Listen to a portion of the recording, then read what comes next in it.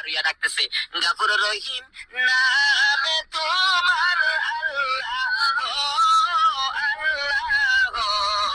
আল্লাহ ইয়া গাফুর রহিম নামে তোমার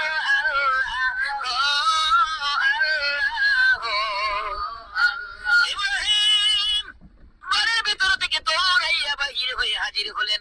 তোরা কারা রে? আমার প্রভুর নামের গান গাছ। আমরা ভিক্ষা করতে আইছি। ও ভিক্ষুকেরা, নিষ্ঠুর ভিক্ষুকেরা রে, আমার প্রভুর নামের গান আমারে আবার শোনায় দাও। ভিক্ষুকেরা বললেন তোমার বাড়ির সামনে বারবার তোমাকে গান শোনাবো, আমরা কি লাভ হবে? আমাদের ভিক্ষা করা দরকার। কোনা বলে ভিক্ষুকের বলে ভাও লক্ষ্মী, আমরা হাঁটলে তো লাভ হইব। ইব্রাহিম নবী ডাকে ভিক্ষুকেরা রে, ও নিদয়া নিষ্ঠুর ভিক্ষুকেরা, তোরা যা চাস আমি তা দিব। আমি ইব্রাহিম নবী কথা দিলাম, আমার বন্ধুর নামের গান শোনাবি রে, আমি ইব্রাহিমের অর্ধেক সম্পত্তি তোদেরকে দিয়ে দিব। আল্লাহর ভালোবাসায়, বলুন কার ভালোবাসায়?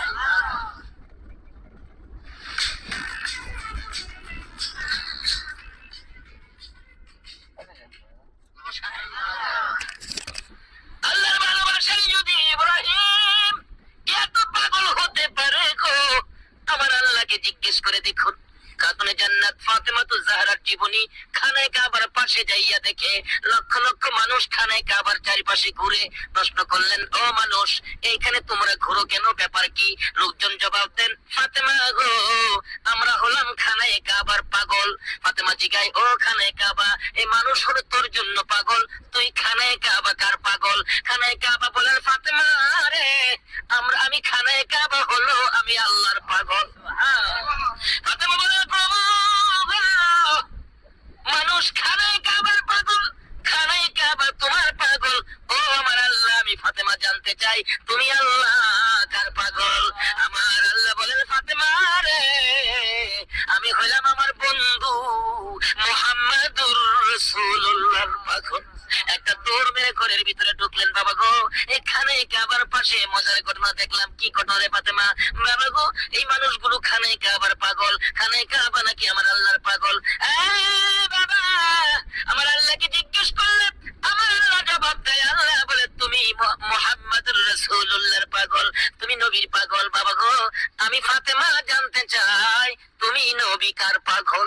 আমার নবী দুইটা চোখের পানি জর্জর করে ছেড়ে দেয়। ফাতেমা রে, আমি নবী আমার উম্মতের পাগল।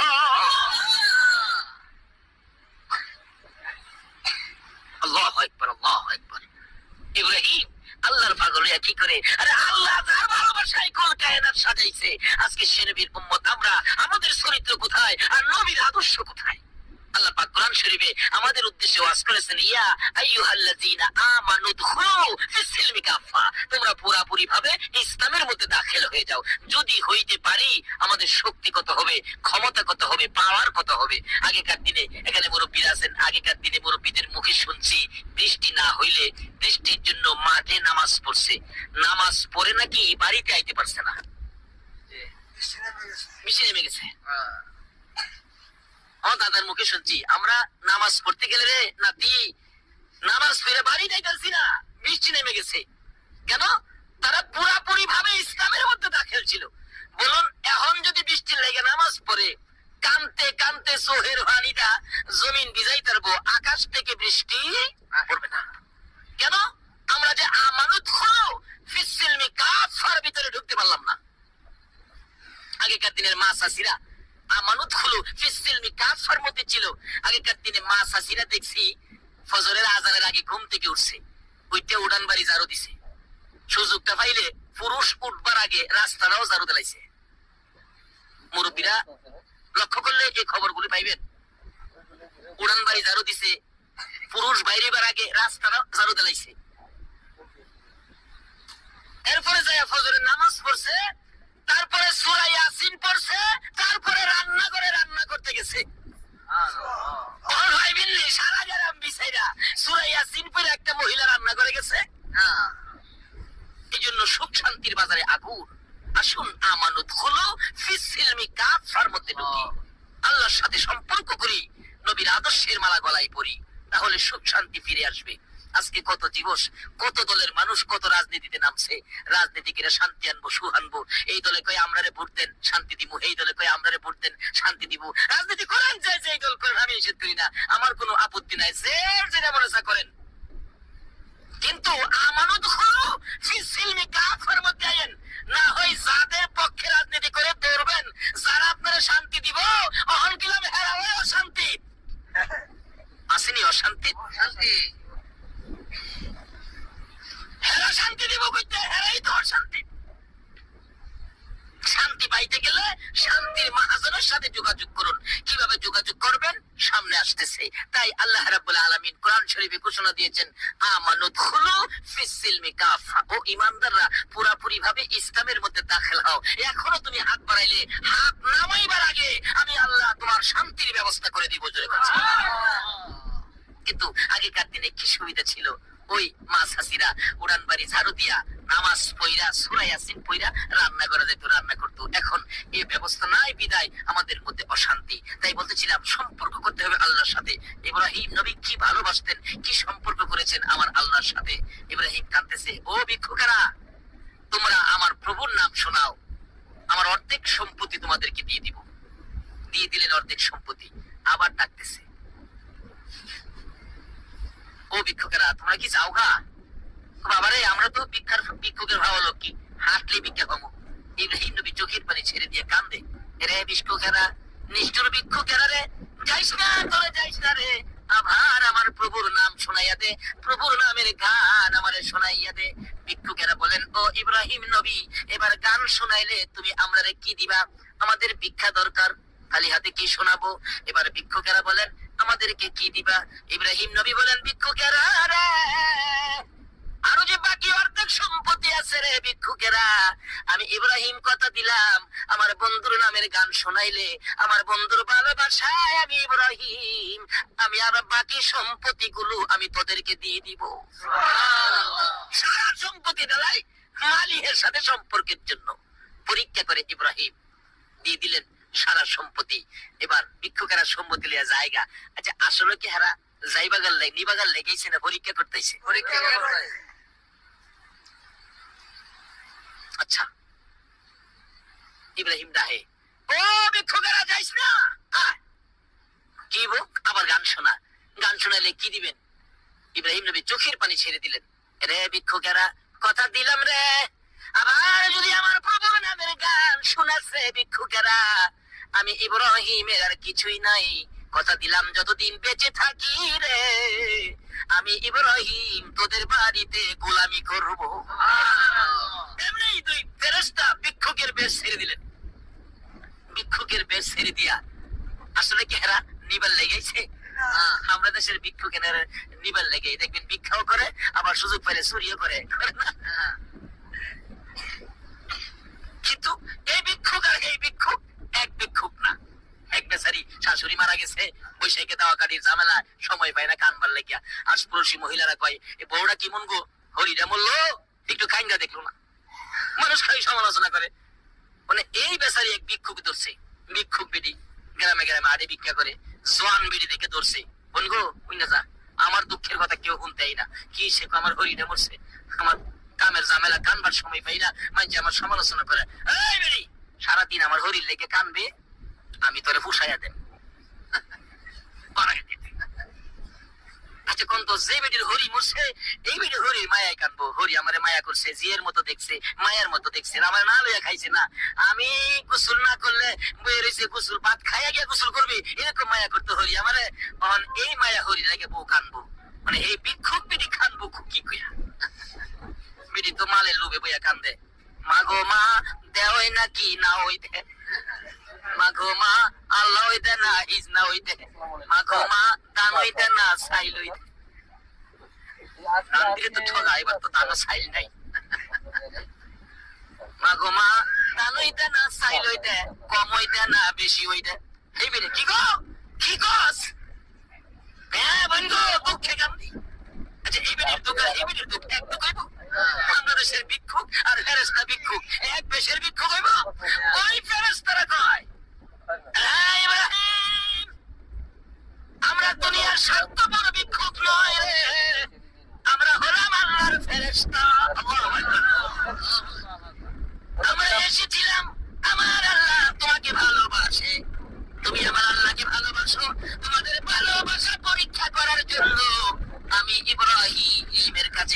দিলাম, আমরা দুইজন ফেরেশতা বিক্ষোভ নইল তোমাদের সম্পদ, ও ইব্রাহিম তোমার সম্পদ তোমারে দিয়ে গেলাম। আজকে ইব্রাহিমকে এত পরীক্ষা, ইব্রাহিম নবীকে পরীক্ষা তো ফাঁস করলেন, কিন্তু এত পরীক্ষাই তো আমরা পড়ি না, একটু পরীক্ষা করলেই তো মাশাআল্লাহ আমরা তাইলিয়ে যাই। বলতেছিলাম আমরা আমানুত হলো ফিসিলমি কাফার মধ্যে যদি ঢুকতে পারি আমাদের পাওয়ার বাম বাড়বে, দাম বাড়বে। আমার নবী কি শিক্ষা দিয়ে গেলেন? আমানত হলো ফিসিলমি কাফার মধ্যে ঢুকতে গেলে এই রূপ আমাদের মধ্যে থাকতে পারবে না। কারো ক্ষতি করা, কারো বিপদে ফেলানোর চিন্তা করা, এটা থাকতে পারবে না। আমার নবীর আদর্শ কি ছিলেন? আবু জাহেল গর্ত করছে, নবীরে মাইরে লাইতো, নবী তো পার হয়ে গেছে, অহন গর্তের ভিতরে হয়ে আছে কে? আবু জাহেল 70 গজ মাটির নিচে, কিতাব লেখে 70 গজ মাটির নিচে থেকে ডাকতেছে, তোরা কারা রে? আর রশি দিস না, আর মাটির নিচে নিস না, আমার বাতিজা কই, বাতিজা সারা উঠাইতে পারবি না। একজন দৌড়ে গিয়ে খবর দিছে, নবী গো, ও নবী, আপনার চাচা 70 গজ মাটির নিচে, বলুন আমরা লোকে যদি এমন দুশ্মনী কেউ থাকে আর 70 গজ মাটির নিচে খবরটা ভাই, হ্যাঁ খালি ইঙ্গিতে কই দিত না, আরে দুইটা চা খালি শেষ না, শেষ হয়ে যাক।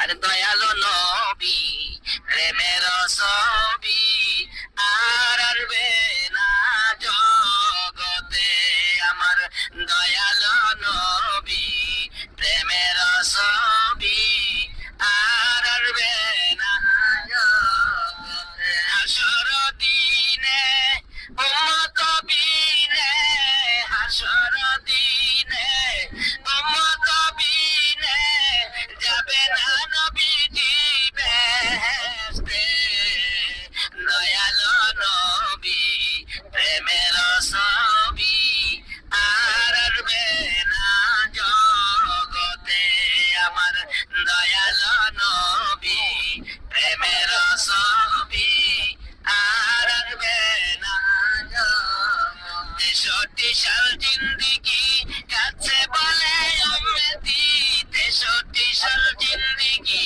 কাছে বলে উম্মতি, এখনো কান্দে শুয়ে মদিনাতে নবী, এখনো কান্দে শুয়ে মদিনাতে, দয়ালো নবী প্রেমের ছবি আর আরবে না জগতে, আমার দয়ালো নবী প্রেমের ছবি আর আরবে না জগতে। আমার নবী কত দয়ার নবী, মায়ার নবী, এত দুশ্মনী করার পরেও নবী তার দুশ্মনী করতে আসে না। একজনে দুশ্মনী করছে, নবীর আদর্শ হলো আমি তার ক্ষতি করবো না, একজনে ক্ষতি করুক আমি ক্ষতি করবো না। এই আদর্শটা যদি আমাদের মধ্যে রাখি, বলুন ভালো হবে না খারাপ হবে? আমানত হলো ফিসিলমি কাফাত ঢুকতে গেলে এই আদর্শ থাকতে হবে। তো এই আদর্শ যদি সমাজে থাকে, বলুন এই মারামারি কারাকারি জীবন হইব? আমার নবী কি আদর্শ! ছোটকালে আমরা বইয়ের মধ্যে পড়ছি এক দুষ্ট বুড়ির কাহিনী। এই দুষ্ট বুড়ির কাহিনী পড়ছেন এমন মানুষ আছেন না? এই দুষ্ট বুড়ি কি করতো? নবী যে রাস্তা দিয়ে যাইতো এই রাস্তার মধ্যে কাটা দিয়ে রাখতো, আর এই কাটা নবীজির পায়ের মধ্যে লাগলে নবী কষ্ট পাইতেন, ব্যথা পাইতেন, আর বুড়ি জানি কি করতেন? হিল হিল করে বসতেন। হায় রে নিষ্ঠুর বুড়ি, যে নবীর ওসিলায় ভুল খায় না, এই নবীর কষ্ট দিয়ে তুই হাসস, আমরা ভাইলে কি কন এই বুড়ি রে, এই ছেড়ে দেবে বা ইচ্ছে গেলে খালি। কিন্তু নবী কি শিখাইলেন? একদিন দেহে রাস্তা কাটা নাই, আমরা তো খুশি হইলাম, হইলে নবীজি আফসোস করতেছ নাই রে, বুড়িরা আমার কষ্ট দিত, আজকাল বুড়ি নাই, নিশ্চয়ই বুড়ির মনে কোনো অসুখ হয়েছে। আমরা হইলে খুশি হইলাম, হইলে নবীজি কষ্ট পাইতেছেন, বুড়ি নাই কেন, দেখি বুড়ির কোনো অসুবিধা কিনা। নবীজি বুড়ির বাড়িতে গেছে, আল্লাহু আকবার বলুন। এই আদর্শ দিয়ে নবী তাম পৃথিবী জয় করেছে। তাই কোন কবি বলেন, অস্ত্র সারা যুদ্ধ করে দুনিয়া করলো জয়, তাই তো আজি মানবে দানব মোহাম্মদ নাম লয়। অস্ত্র সারা যুদ্ধ করে দুনিয়া করলো জয়, তাই তো আজি মানবে দানবে মোহাম্মদ নাম লয়। হাতিয়ার দিয়ে নয়, পারমাণবিক বোমা দিয়ে নয়, মেশিন গান দিয়ে নয়, সঙ্গী হইয়া নয়, আদর্শ দিয়ে, প্রেম ভালোবাসা মহব্বত দিয়ে আমার নবী সমস্ত পৃথিবী জয় করেছে। এই আদর্শটা আমাদের মধ্যে ফিরে আসে, আল্লাহ আমাদের ডাক শুনবে, আল্লাহ আমাদেরকে শান্তির ফয়সালা দিবে। বলতেছিলাম এই আদর্শে কিভাবে আমরা ফিরে আসতে পারি। আসুন সামনে বাড়ি। আপনাদের কষ্ট হইতেছে না তো? আধা ঘন্টার সময় ইনশাল্লাহ। আসুন শুন আমরা আগে বাড়ি।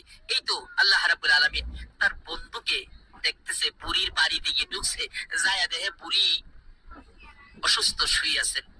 নবীরে দেখে যারে কষ্ট দিত খেলাইছে, কোন তো বুড়ির কলিজা চিপা মারছে না, কখন আমারে মাইরে লাইব, কখন আমারে কি মাইরে লাইব। আসলে কি নবী মারতে গেছে? নবী দেখে কি ব্যাপার বুড়ি, তুমি এখানে অসুস্থ হয়ে গেছো, রাস্তায় গেলে না, কি ব্যাপার, তোমার কি অসুবিধা বলো, আমি নবী তোমার কি খেদমত করতে পারি।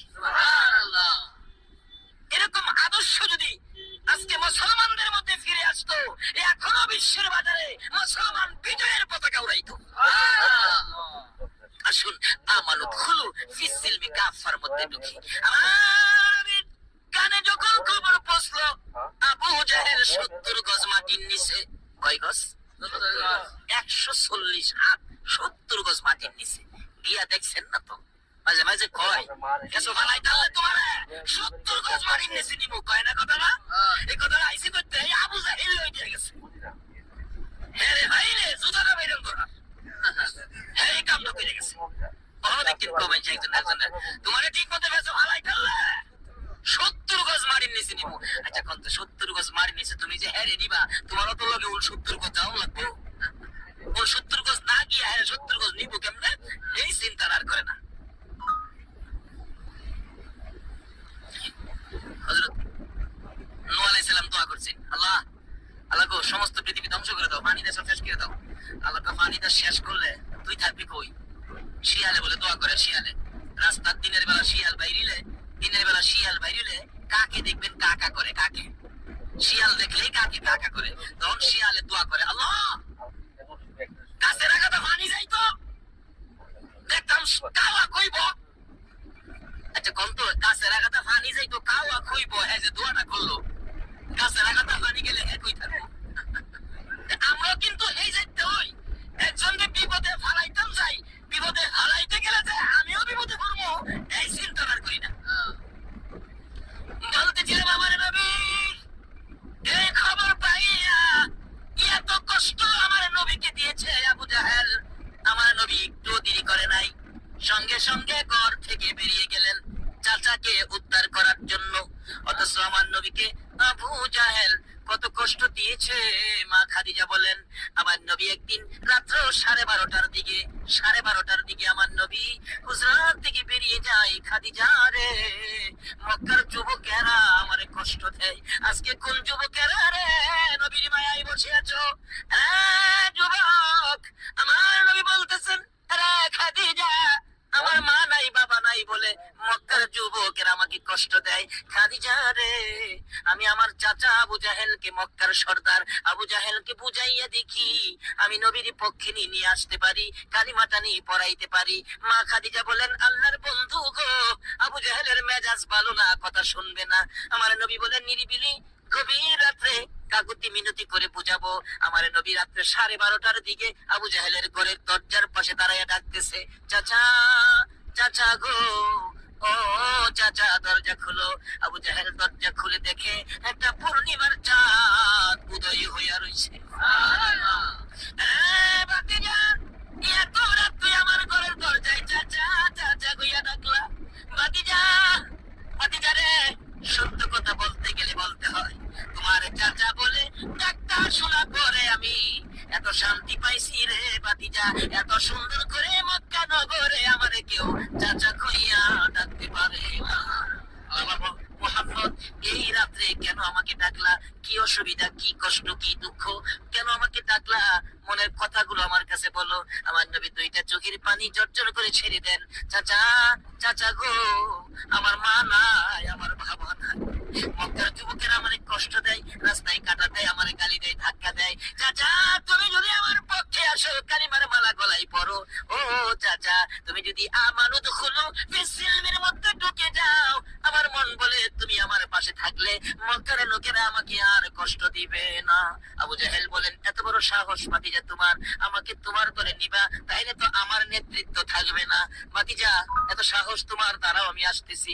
ঘরের ভিতরে যাইয়া গো আঙ্গুলের মতো চিকন একটা লাল চাবুক বাহির করে হাতটা পিছনে নিয়ে আমার নবীর সামনে দাঁড়াইয়া প্রশ্ন করে, ভাতিজা রে, কি বলেছিলে বলো? আমার নবী দুইটা চোখের পানি ঝরঝর করে ছেড়ে ছেড়ে কান্দে। চাচা গো, আমার মা নাই, আমার বাবা নাই, মক্কার যুবকেরা আমারে কষ্ট দেয় কালিমা লইয়া বাহির হলে। তুমি যদি কালিমাটা পড়ে আমার সঙ্গী হও, মন বলে তারা আমাকে আর গালি দিবে না, কষ্ট দিবে না।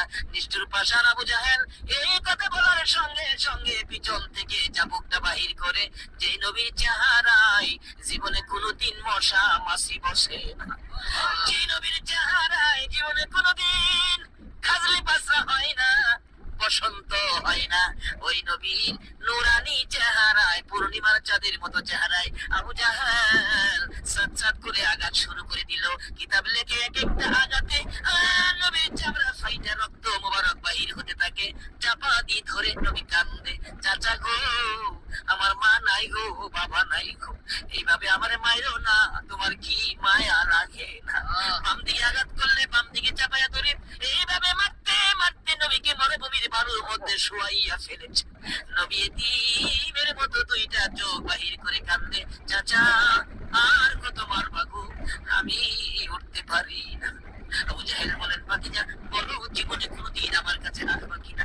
আমার আল্লাহ বলেন, বন্ধু, সেই কালিমাটা লইয়া আমানত হলো ফিসিলমে কাফার মধ্যে ঢুকাইতে যাইয়া ইয়া তোমার খাইলা গো বন্ধু, একবারও আমার কাছে বিচার দিলা না। ও বন্ধু, কথা দিলাম, এই কালিমা লইয়া রক্তে লাল লাল হয়েছে গো বন্ধু।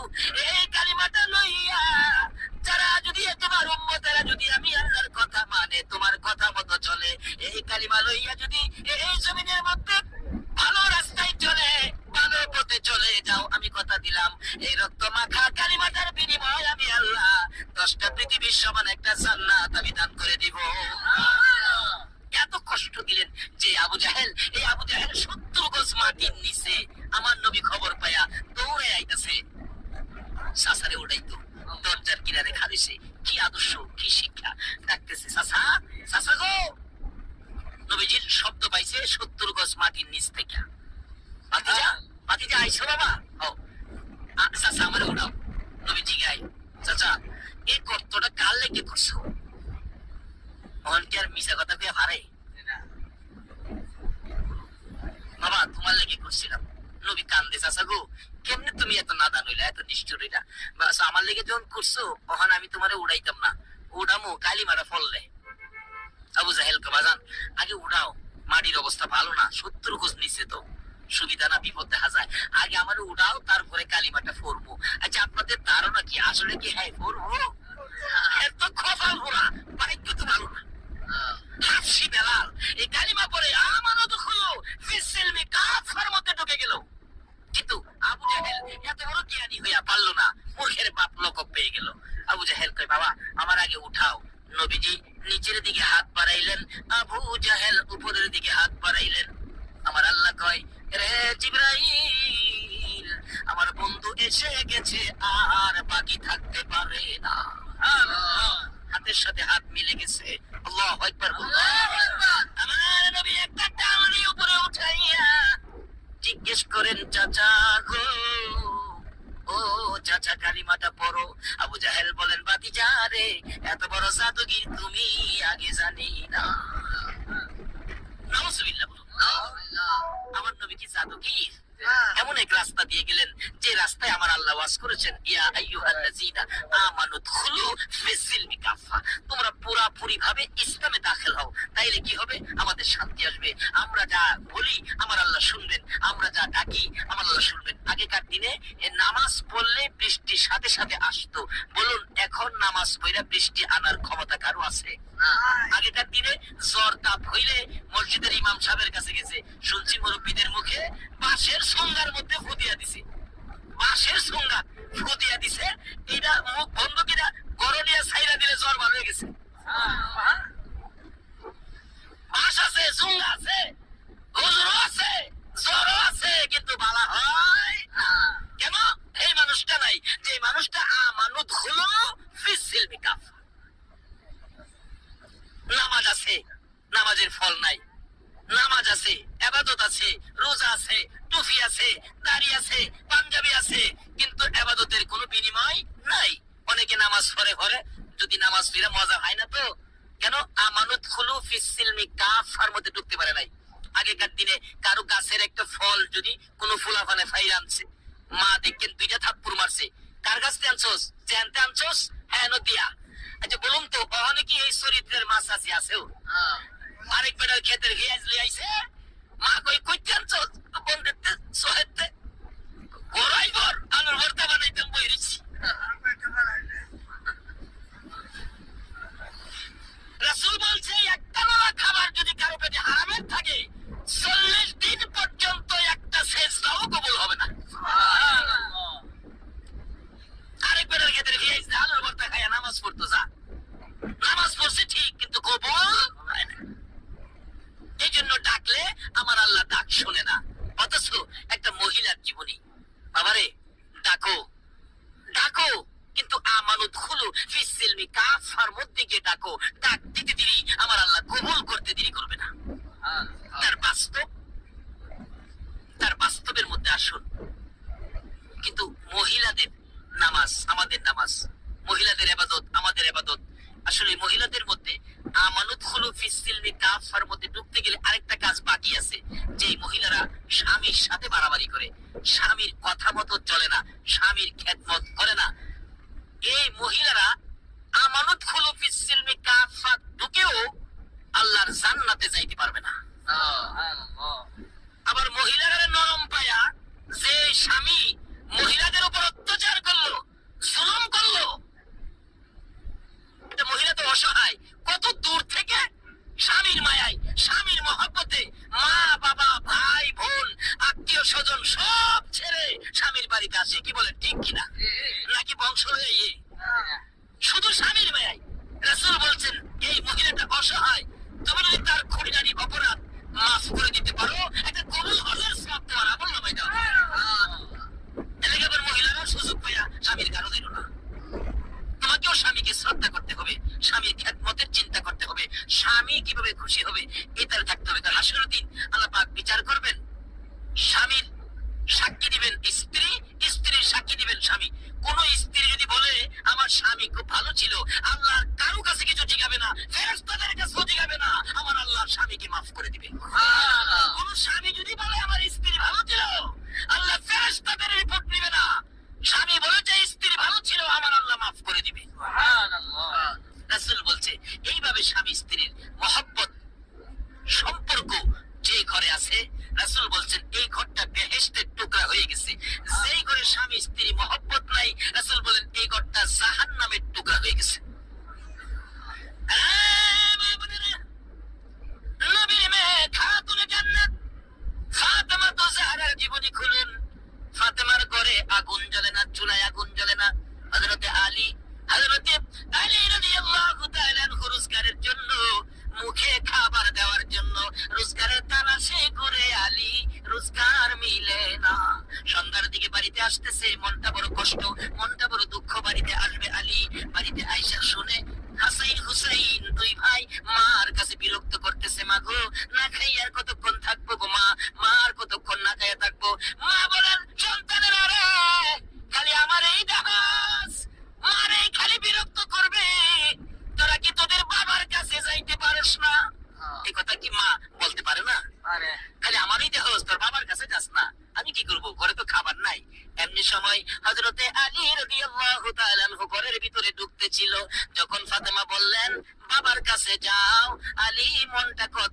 পাইয়া মনে কষ্ট লইয়া ঘরের ভিতরে আর ঢুকলেন না। সন্তানেরা যদি খাবার চায় আমি তো লজ্জা পাবো, এই ঘরে যাবো না। ফাতেমার কথা শুনে ঘর থেকে বেরিয়ে গেলেন, যাইতে শুরু করলেন, একেবারে জংলায় চলে গেলেন। এদিক দিয়ে রাত্র হয়ে গেল গভীর, আলী ঘরে আসতেছে না। আবার ফাতেমা বসে বসে কান্দে, ও হাসাইন হুসাইন, এত রাত হলো রে, তোর বাবা তো ঘরে আসতেছে না, এত রাত হয়ে গেল তোর বাবা ঘরে আসতেছে না।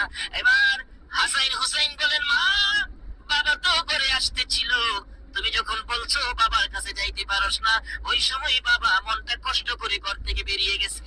এমনি সময় ফাতেমা বুরকাটা পরে গো, বুরকাটা লাগাইয়া ঘর থেকে বেরিয়ে গেছে। ঘুরতে ঘুরতে কোথাও স্বামীরে পাইল না। ও মা বোনেরা, জান্নাতি মহিলাদের সরদারিনী ফাতেমা স্বামীর জন্য কি করে দেখো, খুঁজতে খুঁজতে কোথাও পাইতেছে না। গভীর রাত্রে নবীজির দরবারে যাইয়া মা ফাতেমা কাবু, বাবা স্বামী আলীকে পাই না। আমি বলেছিলাম হাসাইন হুসাইনের বিরক্ত সহ্য করতে না পেরে বলেছিলাম তোদের বাবার কাছে যাইতে পারস না। স্বামী আমার এই কথা শুনে ঘর থেকে বেরিয়ে গেছেন। বাবা গো, ও বাবা, আমার স্বামীরে খুঁজে পাই না, আমি এখন কি করব? আমার নবী বললেন, ফাতেমা রে, যে কথা দিয়ে আলীকে ঘর থেকে বের করে দিয়েছো, আলী বুঝি জংলাই ব্যথায় বুঝি বসে আছে রে ফাতেমা। এই ব্যথা লইয়া যদি আলী জংলাই গিয়ে থাকে, আর তোমার দেওয়া ব্যথায় যদি জংলার ভাগ আমার আলীকে খেয়ে ফেলে রে ফাতেমা, শুনে রাখো, স্বামীকে এটুকু কষ্ট দেওয়ার কারণে আমি নবী তোমারে মেয়ে বলে দাবি করব না। স্বামীকে এইটুকু কষ্ট দেওয়ার কারণে আমার নবী বলেছে তোমাকে মেয়ে বলে দাবি করব না। এমনি সময় ফাতেমা কাঁদতেছে পাগল পাগল হইয়া, মাবুদ গো, আমার স্বামী কোথায়, আমারে মিলাইয়া দাও না। এমনি সময় হযরতে আলী ঘরের দরজায় দাঁড়িয়ে গেছে। ফাতেমা তুমি কেন কান্দো? দৌড়ে যাইয়া আমার নবীর সামনে ফাতেমা পায়ে পড়ে গেছে। মা বোনেরা, স্বামীর কাছে যদি কোনো অপরাধ করো দেরি করো না, জলদি করে যাইয়া স্বামীর পায়ে পড়ে যাও। ফাতেমা শিক্ষা দিয়েছে জান্নাতি মহিলাদের সরদার হইয়া স্বামীর পায়ে পড়ে কাঁদতেছে। আলী মুস্কি মুস্কি হাসতেছে, স্বামী গো, আমাকে ক্ষমা করে দেন গো, আমি যে আপনাকে কষ্ট দিয়েছি, ক্ষমা করে দেন। হযরত আলী বলেন, ফাতেমা রে, আমার কোনো কষ্ট নাই রে ফাতেমা, আমার কোনো কষ্ট নাই। এবার আমার নবীর মেয়ে খাতুনে জান্নাত ফাতেমা তো জাহরা বলেন, বাবা গো, এবার বলেন আমার স্বামী আমার প্রতি কোনো কষ্ট নাই, বলেন আমি ফাতেমার হাসরের দিন মেয়ে বলে মাইনা নিবেন নি। এই আদর্শে ফিরে আসুন। ও মা বোনেরা, স্বামীকে কষ্ট দিবেন না, সন্তানের দিকে লালন পালনের দায়িত্বে যান। সন্তানের লালন পালন দায়িত্ব নামাজ যেমন ফরজ, গার্জিয়ানের উপর সন্তানের লালন পালন ততও ফরজ। একটা অসহায় অসহায় একটা বাচ্চাকে লালন পালন করেন, আল্লাহ যে কত খুশি হয়। বাচ্চারা তো অসহায়, সে তো বুঝে না ভালো মন্দ। তাই এদিকে আসুন এবং বাচ্চার কাজে থাকেন, স্বামীর খেদমতে থাকেন, ময় মুরব্বীদের খেদমতে থাকেন। আর খালি মহিলারাই করবে, স্বামীর দায়িত্ব নাই এরকম না। রাসূল বলছে, তুমি বাজারে কিছু খাইলে তোমার বিবির জন্য নাও, তুমি 2 টাকার বাদাম খাইলে 1 টাকার বাদাম তুমি বাড়িতে নাও, তাহলে এই ঘরে মহব্বত থাকবে। তুমি মিষ্টি আদা শের খাইলে বিবির জন্য 1 পোয়া নাও। এখন তো আমাদের চরিত্রে এটা নাই, নিজেরা খাইতে রাজি, বিবির লেগে নিতে রাজি না। যদি বিবি কোনোদিন কয় একদিন আমার লাগে 1 কেজি মিষ্টি এনেছে, আরো দমক মারে, অত শখ হয়েছে কেন মিষ্টি খাইবার লেগে, ও সিটি এসে আনতারি না। দমক না দিয়ে 1 কেজি না পারো 2টা মিষ্টি বিবির হাতে দাও। যদি এই মিষ্টি আনাতে তোমার বিবি খুশি হয়, তাইলে ঘরে শান্তি মহব্বত পয়দা হবে, এই ঘরে রহমত বরকতের ভান্ডার আমার আল্লাহ খুলে দিবে। কাজী স্বামীও স্ত্রীকে মহব্বত করবে, স্ত্রী স্বামীকে মহব্বত করবে। নবীর কথা মতো এই ভালোবাসায় ফিরে আসুন, তাইলে আপনি নামাজ পড়ে আমানত খুলু ফিসসিলমি কাফার মধ্যে ঢুকতে পারবেন। বাবারা ভাইয়েরা, আসুন এই আলোচনা কিয়ামত পর্যন্ত করলেও শেষ করা যাবে না। আমরা একটা আলোচনায় থাকবো, আমানত খুলু ফিসসিলমি কাফায় ঢুকবো। যে কাজ করলে পুরোপুরি ইসলামে থাকা যায় আমরা সেই কাজ করব, মহিলারাও করবে, সেই অনুরোধ আমরা মহিলাদেরকে করব। তাই আসুন আজকের এই মাহফিলে আমরা